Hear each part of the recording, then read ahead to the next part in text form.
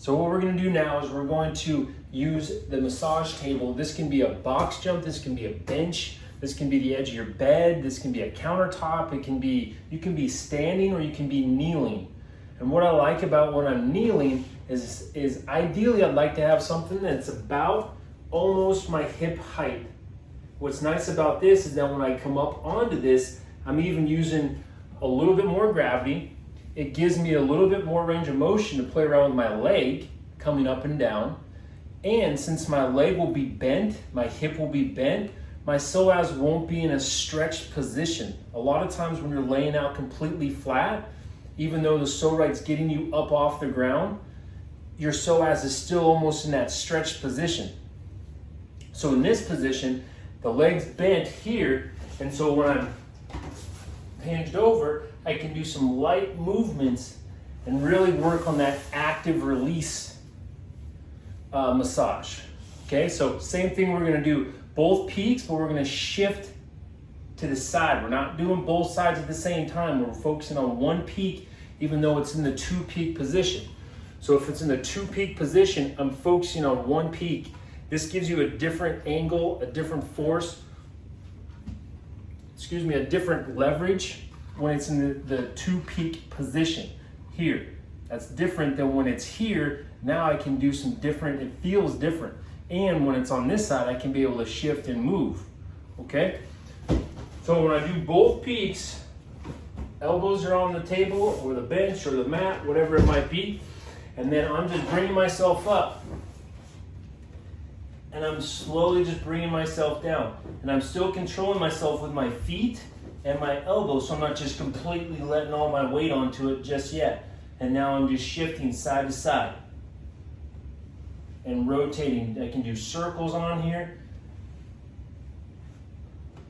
And I'm just searching, I'm looking, I'm finding, I'm trying to see what is going on in this area. And now what's really nice too about being in this area, if people are like, oh, I can't quite find my psoas, I recommend going one peak at a time. So doing the one peak on one side, using the hand on the peak, placing the Pso-Rite perpendicular, so in a 3 o'clock position. We're not going to go to the 1:30 or the 4:30 position just yet. We're going to do the 3 o'clock position, and it's going to be right below your ribs and right above that pelvis. So I'm placing this right, so you can see this line right here. That's where I'm placing it, is right there. So pretty much in line with my belly button, but you find this pelvis, this is the bony part here, belly button, and I'm going to place that peak right in there. Okay, my ribs are there. If I come down a little further, I'll hit that pelvis. So I'm right here, 3 o'clock position, perpendicular to my body. Place it on there, and now I'm just slowly shifting, breathing into the peak and then relaxing.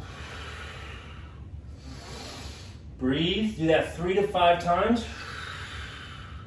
Now, once you're here, now this is where we're going to put all our weight on the left leg, our weight's on the elbow and our hand just to give us some assistance for nice progression. And then now I'm slowly going to move this leg. You might only get to right here, no problem, just stay right here. Little ones, breathing into it. And at any point, if you feel something that's super discomfort from your doing that, get off it. Back off, breathe. You don't have to be so aggressive. You now have the tool, you can use it multiple times a day for little 30-second spurts, 1-minute spurts. But remember, we don't want to overdo it. It's just like working out. You can get sore from a deep tissue massage, especially if it's really tender. Now, once you start to get better at it, you can start to notice that you can get even more of a glute engagement, because now you're not having that restriction from the front side here, and you can be able to really squeeze that muscle. All right? I like doing this even standing up on a higher table, countertop. Bring this table up a little bit higher and be able to get into that area and switching and moving around. Now, doing the same thing when we're in the 4:30 position or the 1:30 position. Same thing, I'm going to bring it up here. Now, this is the higher part of the psoas. There's not a whole lot of muscle right back in here, but it's still important to massage this area because, like I said, if you have tight upper abs here, that could cause radiating pain across the mid part of your back. So all this area that you're massaging, even if that area isn't technically tender, you're still doing something. You're keeping that muscle healthy. You're keeping that referral area healthy too. So it's maintenance. 130, massaging, shifting, breathing into it, taking notes, being aware of what your body's doing, and then take notes too on what you did that day. You know, it might change. Some days you might not eat very much. Some days you might eat a bunch. Some days you might be really stressed out. Some days you might not be stressed out at all. Some days you maybe did a crazy ab workout. So you got to be aware of what type of pressure you're going to do in that area. And if I want to incorporate some movements in here, I can throw an ankle weight on here and work that glute at the same time. I could do some hamstring work. So I'm going to get into all of that. I'm going to be adding more videos of different movements. So here's the other thing too. Is don't only just go straight back. Do some, bring it out, bring it back in.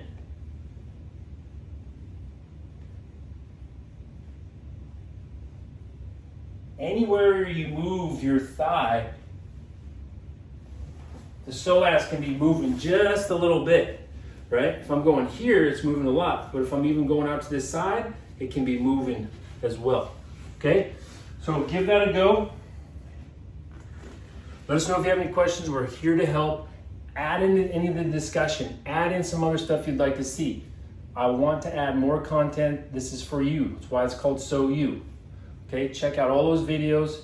We're adding more daily, weekly, monthly.